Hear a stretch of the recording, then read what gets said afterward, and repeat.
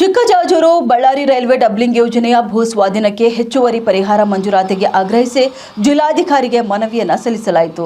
ಚಿತ್ರದುರ್ಗ ಜಿಲ್ಲೆ ಹೊಳಲ್ಕೆರೆ ತಾಲೂಕು ಕಸಬಾ ಹೋಬಳಿ ಚಕ್ಕಂದವಾಡಿ ಮಾಕುಂಟೆ ಹಾಗೂ ಸಾದರಹಳ್ಳಿಯ ಗ್ರಾಮಗಳ ಜಮೀನುಗಳನ್ನ ಚಿಕ್ಕಜಾಜೂರು ಬಳ್ಳಾರಿ ರೈಲ್ವೆ ಡಬ್ಲಿಂಗ್ ಯೋಜನೆಗೆ ಭೂ ಸ್ವಾಧೀನ ಪಡಿಸಿಕೊಳ್ಳಲು ಕೊಟ್ಟಿರುವ ಪ್ರಕಟಣೆ ಪ್ರಕಾರ ಸದರಿ ಭೂ ಸ್ವಾಧೀನಕ್ಕೊಳಗಾಗುವಂತ ಜಮೀನುಗಳ ರೈತರುಗಳು ರೈತಾಪಿ ಕುಟುಂಬದವರಾಗಿದ್ದಾರೆ. ಸಣ್ಣ ರೈತರುಗಳಾಗಿದ್ದು ನಮ್ಮಗಳ ಮೂಲ ಆದಾಯ ಕೃಷಿಯಾಗಿರುತ್ತದೆ ಎಂದು ತಿಳಿಸಿದ್ದಾರೆ.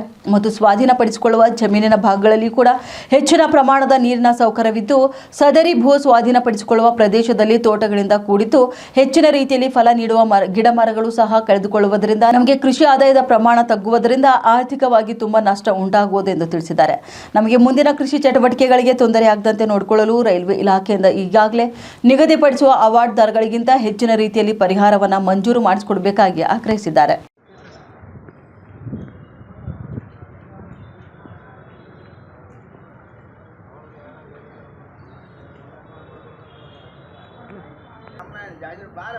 ನಡಿಯೋಣ ನಂದಣ ಪಾಪ ಆದರೆ ಏನೈತಿ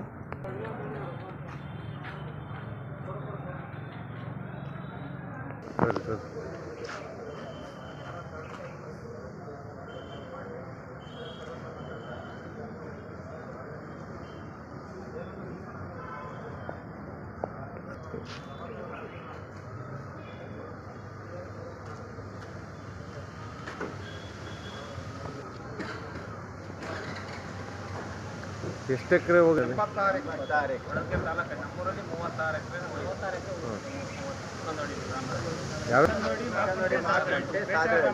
ಎಕರೆ ಗ್ರಾಮ ಎರಡಹಳ್ಳಿ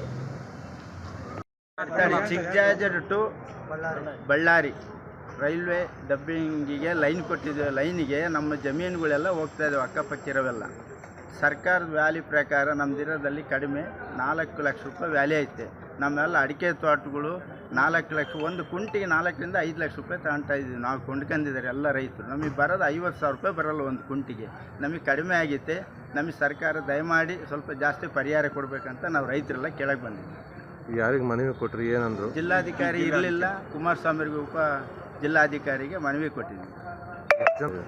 ಒಂದು 50 ಜನದವರು ಹೋಗ್ತಾ ಇದ್ವು ಚಿಕ್ಕಂದವಾಡಿಯಲ್ಲಿ. ಚಿಕ್ಕಂದವಾಡಿ, ಸಾದರಹಳ್ಳಿ, ಮಾಕುಂಟೆ ಅಂತ ಊರಿದ್ದಾವೆ.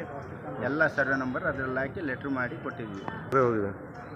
ಟೋಟಲ್ ಒಂದು 25 ಎಕರೆ 86 ಎಕರೆ ಹೋಗುತ್ತೆ ನಮ್ಮದು ಚಿಕ್ಕಂದವಾಡಿಯಿಂದ. ನಿಮಗೇನು ಆಗಬೇಕು? ನಮಗೆ ಸರ್ಕಾರದಿಂದ ನ್ಯಾಯಯುತವಾಗಿ ನ್ಯಾಯ ಸಿಗಬೇಕು. ನಮಗೆ ಅಷ್ಟೇ, ರೈತರಿಗೆಲ್ಲ ಒಳ್ಳೆ ರೇಟ್ ಸಿಗಬೇಕು ಅಷ್ಟೇ. ಇಲ್ಲಾಂದರೆ ನಾವು ಕೊಡೋದಿಲ್ಲ ಅಂತ ಹೋರಾಟ ಮಾಡ್ತೀವಿಲ್ಲ ಅಂದರೆ ಹೋರಾಟ ಆಗಲಿ, ನಾವು ಕೊಡೋದಿಲ್ಲ ಅಂತ. ನಿಮ್ಮ ಹೆಸರು?